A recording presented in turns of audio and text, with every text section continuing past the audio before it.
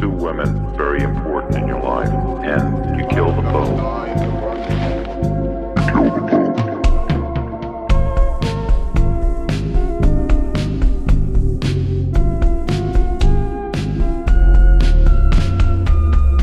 Basically, I was a normal person. Bom dia, boa tarde, boa noite, seja lá qual for o horário que você estiver ouvindo esse podcast. Meu nome é Marisa e hoje a gente vai começar mais um episódio, né? Dessa vez falando sobre um caso de serial killer, que nós sabemos por aqui que vocês têm bastante interesse em entender, né? Sobre essas histórias, conhecer elas. Mas como vocês sabem, eu não tô aqui sozinho, eu tô com o meu amigo Thiago. E aí, galerinha, como vocês estão? Hoje a gente vai falar de um caso famoso. Inclusive ele esteve no Mindhunter e que vocês já devem ter lido no título, que é o David Berkowitz. Isso, o famoso caso, né, o filho de Sam, né, ou então os filhos de Sam, né. Vocês já vão entender o porquê desse nome. É um caso que acabou movimentando bastante os Estados Unidos, a imprensa, e principalmente porque onde ele foi feito não foi na Califórnia, mas foi em Nova York, que é uma cidade muito grande dos Estados Unidos. Seria como se fosse a nossa São Paulo, uma grande metrópole, megalópole. Então isso acabou ocasionando que o caso ficou bastante famoso, né? Com certeza, né? Ficou muito falado, né? E obviamente causou um pânico gigantesco na cidade, né? A gente vai destrinchar tudo isso ao longo do episódio, mas antes disso, como vocês sabem, a gente tem que fazer o nosso merchan e também agradecer uma pessoa que mandou um pix misterioso pra gente. O nome dela é Maria Rita Soares da Silva e ela mandou com uma mensagem, então eu fiquei bastante feliz, aonde ela diz: amo o podcast de vocês, depois mando mais, continuem fazendo esse trabalho maravilhoso, e um coraçãozinho. Muito obrigada, Maria Rita, ajuda bastante a gente, então muito obrigada por gostar do nosso trabalho, por ter apoiado, a gente fica muito feliz com tudo isso, né? E pra quem quiser mandar um pix misterioso, né, e ajudar a gente igual a Maria Rita fez, como que faz, Thiago? É só mandar pro e-mail contatoapenasumpodcast@gmail.com. Repetindo, contatoapenasumpodcast@gmail.com. Lá vocês podem fazer um pix misterioso e sempre deixem a mensagem. A gente adora ler as mensagens. Com certeza, né? A gente adora, né, ver as opiniões de vocês. Conversem com a gente também lá pelo Instagram. Se você ainda não segue a gente lá, siga. É apenas um podcast, o nome da gente por lá. Estamos sempre repostando todo mundo que tira print, que tá ouvindo nosso podcast e marca a gente. Então, ajuda a gente dessa forma, né? Porque daí você compartilha pros seus amigos nos stories e também a gente reposta. Então, se vocês seguirem a gente, é mais do que bem-vindo. Se vocês derem 5 estrelas, enfim, né? Tudo que for possível aí dentro da plataforma que você costuma ouvir a gente, pra apoiar, a gente agradece demais. E vamos pro caso, então? Atenção, o episódio a seguir contém cenas de descrição de violência física, psicológica e sexual. Se você não se sente bem em ouvir esse tipo de história, talvez seja melhor pular e ouvir outro podcast. O aviso de gatilho foi dado, então agora você continua por sua conta e risco. Vamos sim, né? Bom, na verdade, né, o Thiago já adiantou que o nome dele foi David Berkowitz, mas ele não nasceu com esse nome. Vocês já vão entender o porquê. O nome de nascença dele era Richard Dave Falco. Ele nasceu no dia 1º de junho de 1952 em Nova York, filho de uma mulher chamada Elizabeth Brother, que teve ele com um homem que era casado. E por causa disso, ele acabou sendo abandonado por ambos os pais e por isso ele foi levado para adoção. Lá ele foi adotado, ele ainda era recém-nascido, mas ele recebeu o sobrenome que ficou famoso, o Berkowitz, de sua família adotiva, que também registrou ele como David, que tipo, ele chamava Richard Dave Falco, ele foi para David Richard Berkowitz, então ele teve essa mudança de nome, então é por isso que tinha isso. Ele nasceu em 1º de junho de 1953 em Nova York. Ele tinha uma boa relação com a família dele. Eu falo que é diferente de muitos casos, né? Os pais adotivos dele adotaram ele e realmente deram bastante amor. Eles eram bem carinhosos, tanto que algumas falas dele ele fala sobre isso, sobre a família, que ele gostava bastante. Ele tinha uma inteligência acima da média, ele tinha uma certa facilidade para as coisas, só que desde criança ele era uma pessoa agressiva na sua fala, né? E ele acabou perdendo meio que o interesse pelo estudo, também porque ele ficou conhecido como garoto problema. Para variar, os nossos serial killers sempre tem uma questão, né? E qual que era a questão dele? Bom, a gente sempre fala da tortura de animais desde a infância, mas esse não foi o caso do David. O caso dele foi dele ter fogo, né? Que são os tais dos hábitos incendiários, né? E esses hábitos incendiários começaram ainda na infância. Então, basicamente, ele ateava fogo em várias coisas aleatórias. E por causa disso, ele meio que ficou conhecido na vizinhança. Tipo, aquele menino, ele traz problema, ele taca fogo nas coisas, né? Então, ele ateava fogo em locais próximos da casa que ele morava. Então, por causa disso, né, ele acabou sendo conhecido, né, como esse menino problemático pelos vizinhos. Só que ali acontece uma coisa, Thiago, que olha, se não for a primeira vez que a gente falou isso nesse podcast, vai ser, tipo, no máximo a segunda, que eu fiquei surpresa, que foi do fato dos pais terem percebido que tinha alguma coisa de errado, né? Que o filho precisava de um tratamento, e eles levam o David tanto pra psicólogos quanto pra psiquiatras, gente. Então, nossa, Thiago, eu acho que realmente eu não lembro agora de cabeça, a gente já tinha contado um caso onde isso tinha acontecido. Eu lembro que, tipo, esse não foi o primeiro, assim, que eu vi, mas é uma coisa muito rara mesmo, né? Então, acho que isso, inclusive, mostra como que os pais dele realmente tinham carinho, né? E talvez o Unabomber, eu não lembro, porque eu lembro que os pais eles ficavam preocupados, mas talvez não. Levaram pra aquela escola que a gente explicou toda lá no episódio. Eu acho que foi uma questão um pouco diferente, mas realmente no caso do Unabomber a gente também tem um pouco dessa preocupação. Mas assim, pelo que eu pesquisei e vi, os pais levaram ele para alguns especialistas e por aí vai, porém eles não mantiveram esse tratamento por muito tempo, sabe? Então foi uma coisa meio pingada, vamos dizer assim, sabe? Não foi aquela coisa tipo, escolheram um profissional e esse profissional por ano, sabe? Não foi isso que aconteceu no caso do David.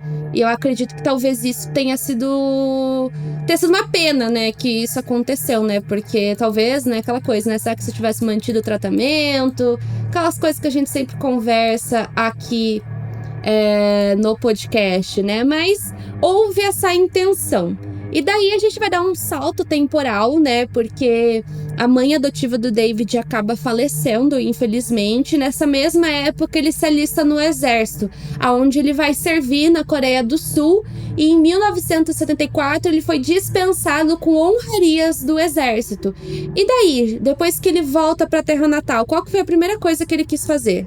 Naquela época, ele queria descobrir quem era a verdadeira mãe, chegando até mesmo a conhecer ela, conviver com ela e morar um tempo com ela. Ele alugou um pequeno apartamento no Bronx, ele começou a trabalhar como carteiro e taxista, então ele começou a ter uma renda. E, né, voltando à questão do exército, ele carimbou de novo a carteirinha do serial killer, o bingo do serial killer, né, que é ter algum problema de infância, ir pro exército, ser condecorado, porque parece que essa galera ganha honraria, né, e ele virou carteiro e taxista. Para quem não sabe, carteiro e taxista nos Estados Unidos são dois trabalhos muito estafantes. Um dos livros que eu mais gosto na minha vida se chama Cartas na Rua, que é do Charles Bukowski. E ele fala como é ser carteiro, como é um negócio tipo estafante, chato, tedioso. Então, tipo, é um negócio que tem bastante demanda, mas é um negócio que usa várias horas. Então, isso me lembrou dele, sabe? E querendo ou não, hoje, principalmente nos dias de hoje nos Estados Unidos, tem todo aquele estereótipo que geralmente são pessoas latinas que trabalham com isso. Porque realmente é um trabalho que exige demais, né? E de forma geral, a gente observa isso nos Estados Unidos, né? Esses trabalhos que têm cargas horárias mais exaustivas e por aí vai, dificilmente os americanos querem fazer, né? Os estadunidenses querem fazer, mas ao mesmo tempo eles acham ruim dos latinos tomando os empregos dele. Aí faz que nem a Flórida, né, que expulsa as pessoas latinas e depois se ferra, né? Basicamente isso. Porque é o que tá acontecendo agora na Flórida, pra quem não tá sabendo. E nesse período ele também continuou sendo uma figura problemática, porque ele ameaçava os vizinhos mais de uma vez, ele tinha as discussões acaloradas com as pessoas, ele sempre se apresentava como alguém desagradável, rude, grosseiro, sabe? Você deve ter você mora em condomínio, você sabe que tem aquela pessoa chata que você não quer falar, porque, nossa, a pessoa vem com uma agressividade e você meio que não quer, sabe? Então ele era essa pessoa que não queria, você não gostava de estar com ele. Mas a infância dele voltou à tona, né? Porque ele meio que elaborou um pouco mais o que ele fazia na infância, né, Marisa? Sim, ele vai continuar tendo fogo em vários locais diferentes de Nova York. Pra vocês terem uma noção, acredita-se que ele tenha sido provocador de pelo menos 1.500 incêndios. E isso, inclusive, chegou a virar notícia na época, né? Ele já estava sendo investigado, ele já estava sendo noticiado e ele ficou conhecido na época como o fantasma do Bronx, né? Porque esses incêndios aconteciam principalmente nesse bairro. Então, assim, tava sendo noticiado isso, mas ao mesmo tempo... Gente, é Nova York, né? Nova York é uma das maiores cidades do mundo. Não vai ser aquele tipo de crime que vai ser o principal que a polícia vai investigar, né?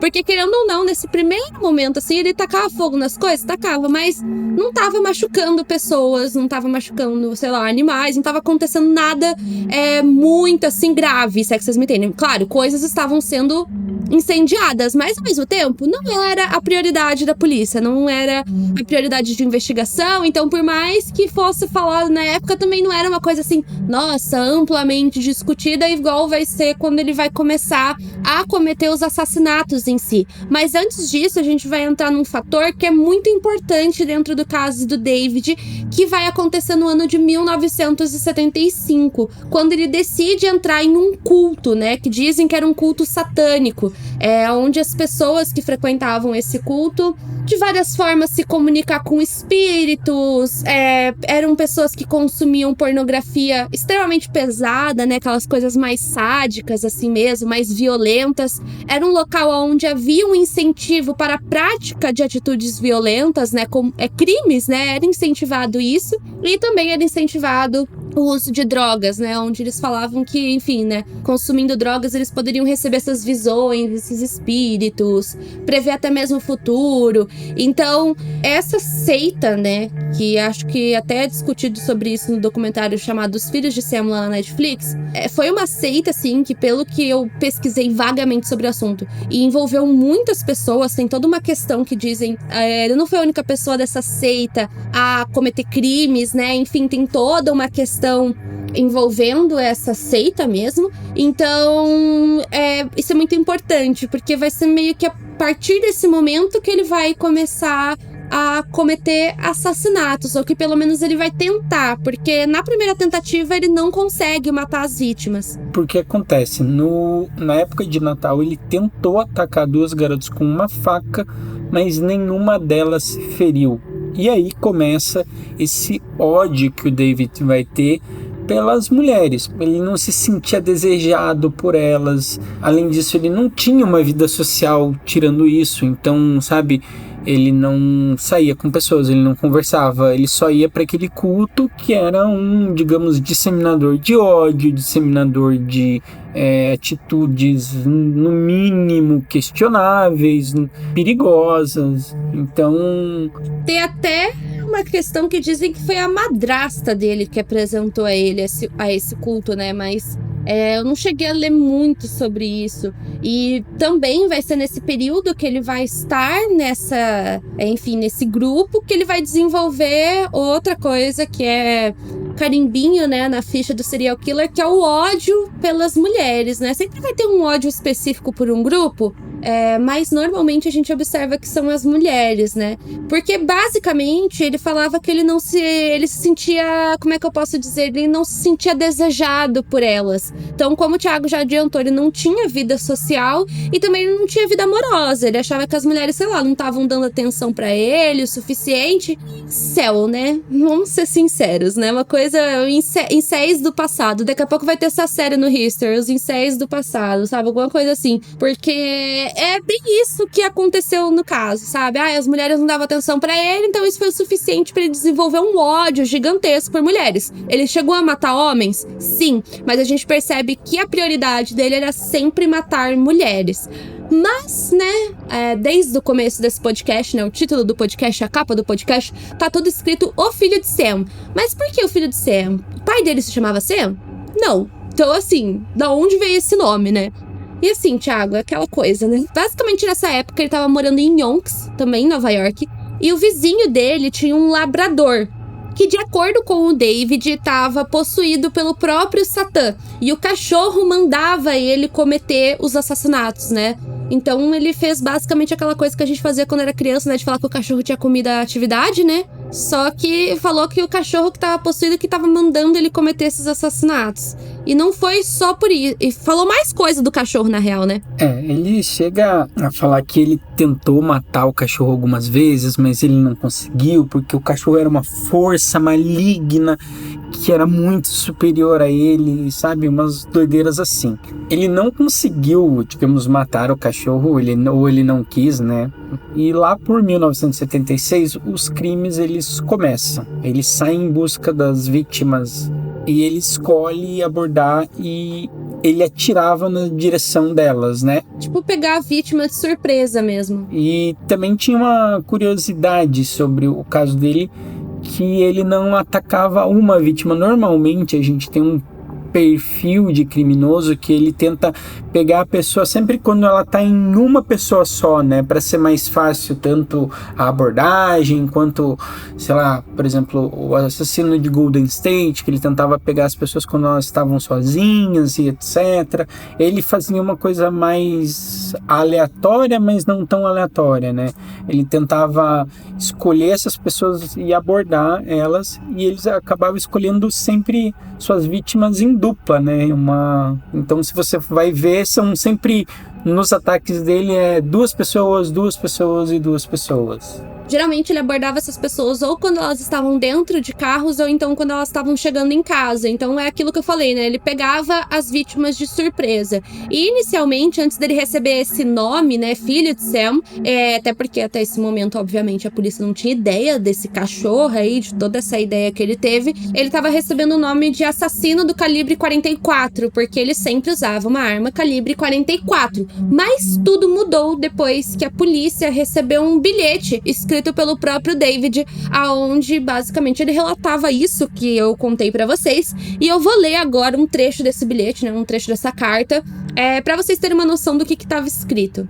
Não pense que porque você não teve notícias minhas há um tempo que eu fui dormir. Não, pelo contrário, ainda estou aqui, como um espírito vagando pela noite, sedento, faminto, que raramente para descansar, ansioso para agradar a Sam.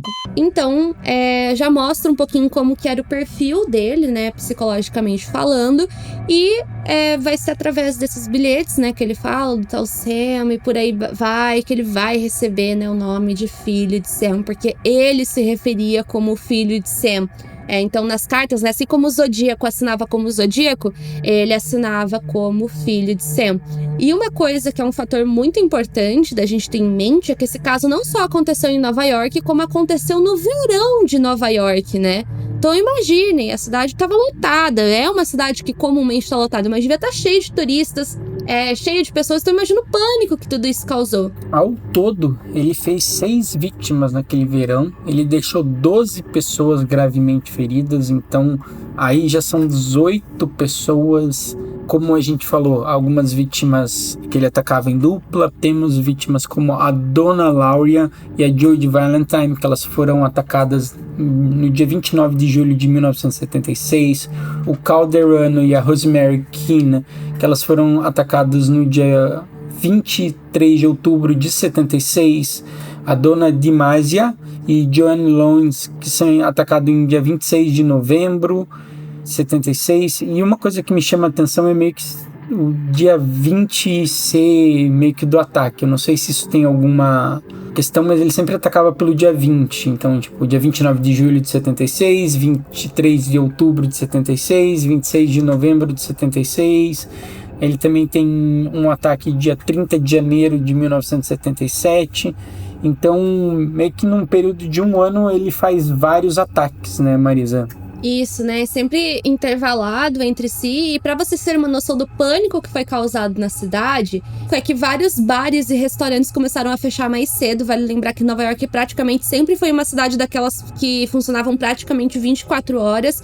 E também as mulheres começaram a lotar os salões de beleza pra pintar os cabelos de loiro. Se vocês forem observar as vítimas mulheres do David, vocês vão ver que a maioria delas eram mulheres de cabelo castanho na altura dos ombros. Então as mulheres começaram a cortar, começaram a pintar o cabelo, completamente desesperadas de poder ser uma vítima, né? Porque era uma coisa aleatória, as pessoas eram pegas de surpresa. O David simplesmente atirava nas pessoas e fugia. E até esse momento não havia grandes pistas contra ele, né? A polícia tava investigando e por aí vai, mas não andava. Até chegar um momento de 1977. Nesse dia, ele acabou baleando um casal, só que o que acontece? Tudo foi muito rápido. Ele tinha estacionado o carro dele numa rua, ele fez esse ataque, e nesse meio tempo tinha uma mulher que estava passeando com o cachorro dela.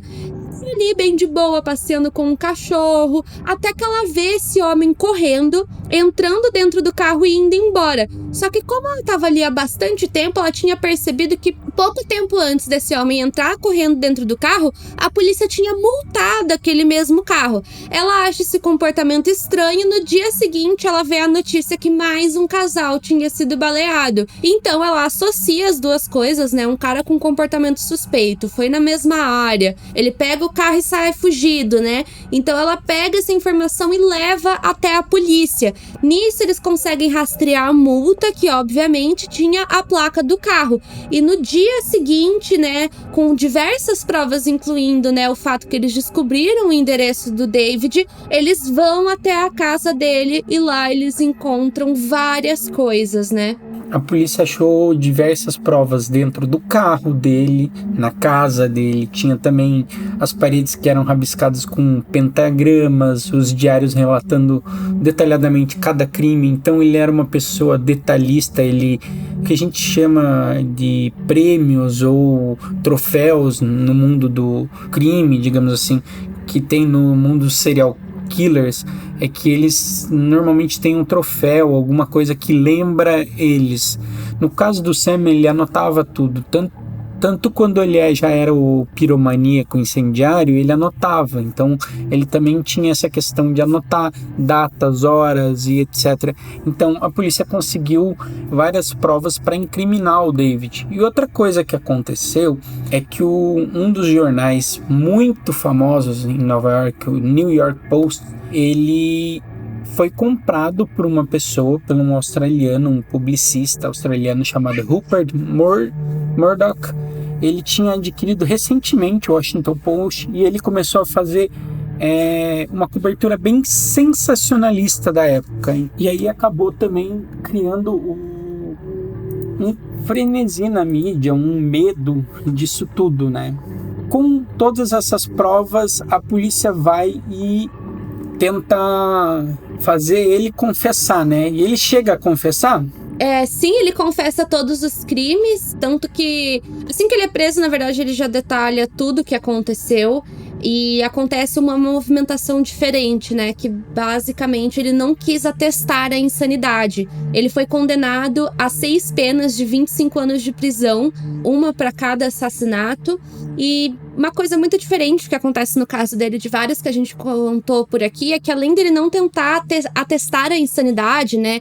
Tentar recorrer, enfim, ser considerado uma pessoa inimputável, além dele não tentar fazer isso, é que durante todo o período que ele esteve na prisão, ele nunca tentou sair de lá, porque assim como o caso do Ed Kemper, se ele quisesse ter pedido liberdade condicional ou algo do tipo, ele já poderia ter entrado com esse processo, porém ele não conseguiu. Outra coisa diferente é que ele não gosta hoje em dia da fama dele de ter sido um serial killer, né? Fama entre aspas, né? Infame. Essa infâmia, porque ele se converteu na prisão, né? Ele se tornou um homem cristão. De acordo com ele, ele reconhece todas as coisas terríveis que ele fez e ele acha que ele tem que ser punido por isso, né? Então, se a punição é ele ficar preso praticamente pro resto da vida dele, então ele quer ficar o resto da vida dele preso dentro da prisão, né?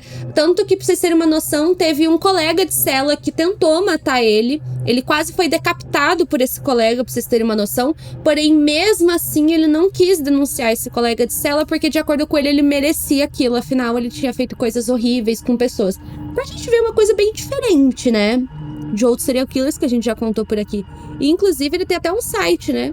Sim, o chamado Filho da Esperança. Então, eu tô até procurando esse site pra ver se eu acho, mas eu não... Nesse site tem todo o testemunho dele, de como que foi a conversão, tem alguns pensamentos, é um site mais religioso mesmo, tem vídeos dele, inclusive, contando toda a história. É um site, gente, tem muita coisa mesmo. Na época que eu entrei nesse site, tinha até informações sobre a Covid-19, ai, se cuide, sabe, umas coisas assim. Vou dar uma palhinha, tá lá. O Filho da Esperança, minha história. Eu vou falar só um pouquinho, assim. Vamos lá. Que Deus abençoe a todos os que leem essa mensagem. Editor, coloca uma coisa meio, sabe, bíblica. Tá?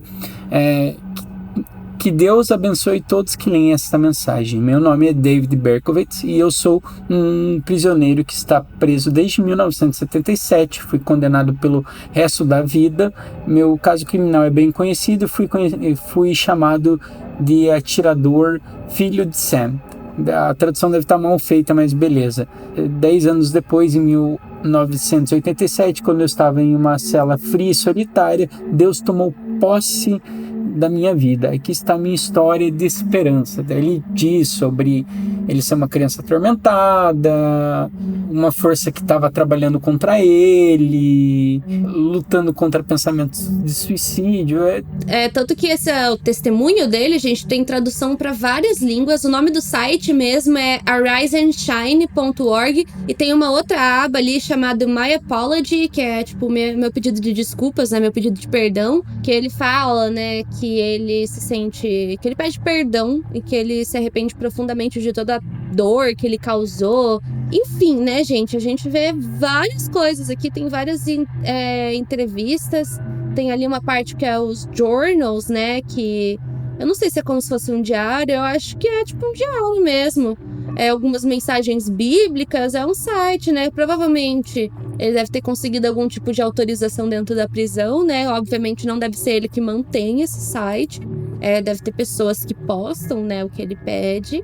E é isso, gente, eu acho que vale a pena vocês entrarem depois, darem uma olhada pra vocês verem, né, todas as coisas que tem, né, o testemunho dele que a gente falou tem ali traduzido pro português. Mas assim, David Berkowitz ainda está vivo, né, tá cumprindo a pena dele, que praticamente é uma prisão perpétua. Ele tá com 70 anos de idade e ainda está cumprindo a sua sentença. E então vamos pro momento 5 centavos.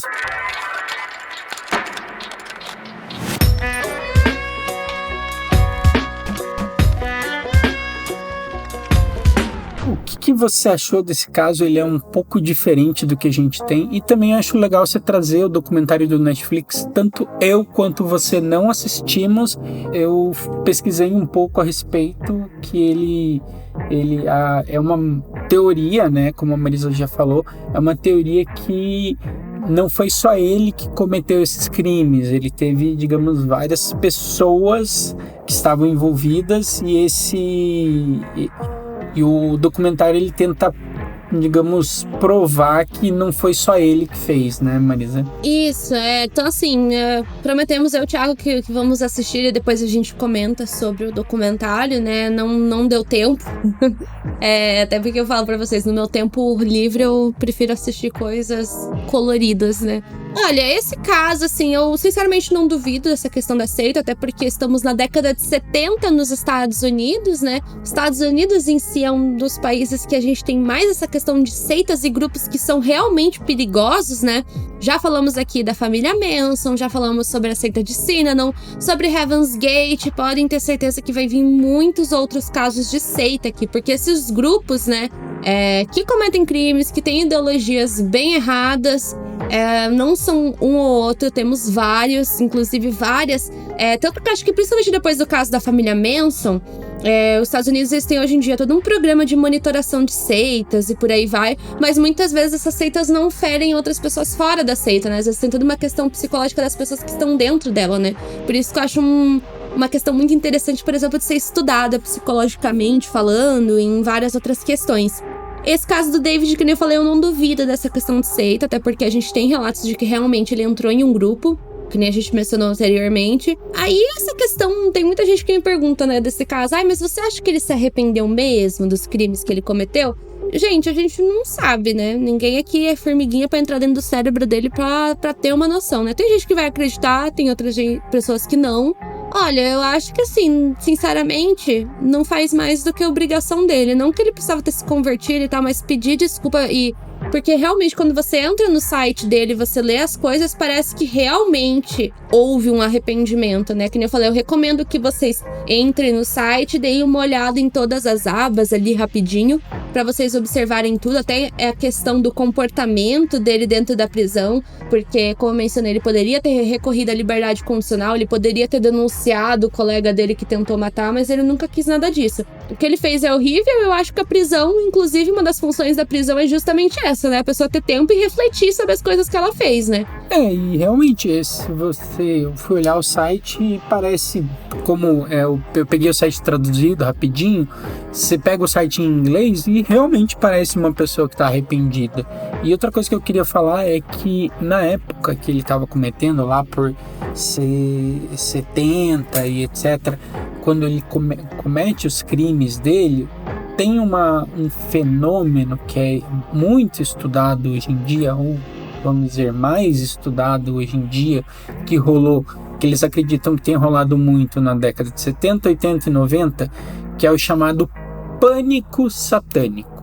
Isso é basicamente um conceito, se vocês quiserem, tem um podcast chamado Satanic Panic, que se você entende inglês é muito legal, é muito bom ouvir, eu já ouvi ele, e ele fala sobre essa questão das pessoas começarem a imputar crimes de seitas, falarem que é uma seita satânica e começar, um monte de pessoas vão sendo presas e você vai pegar os processos que envolvem isso, não tem muito base jurídica, é meio que um pânico das pessoas e aí as pessoas querem prender de qualquer modo.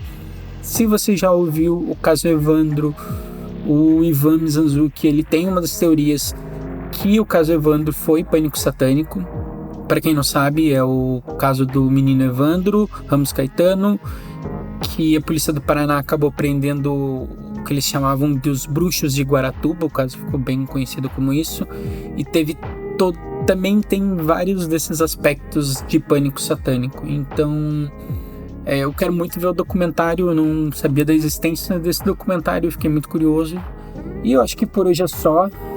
Ficou um podcast mais curtinho, mas é que o Filho de Sam acho que outras histórias ele não tanto pela história, o caso criminal dele, mas pelas essas outras coisas que acho que trazem a história dele ficar mais interessante ou mais rica. Então acho que num futuro a gente pode falar sobre esse documentário, né, do Netflix, fazendo um jabá de graça aí pro Netflix, mas beleza.